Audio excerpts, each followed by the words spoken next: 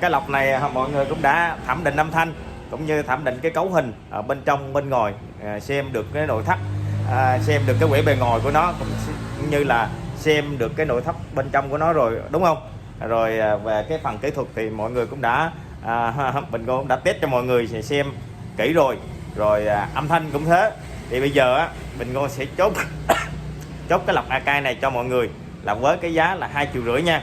2,5 triệu Bình Ngô sẽ bao ship toàn quốc nha. Rồi mọi người có thể nhanh tay chốt nha. Rồi chúc mọi người chốt thành công nha, chốt thành công cái con này. Rồi chào mọi người, hẹn mọi người gặp lại video sau nha.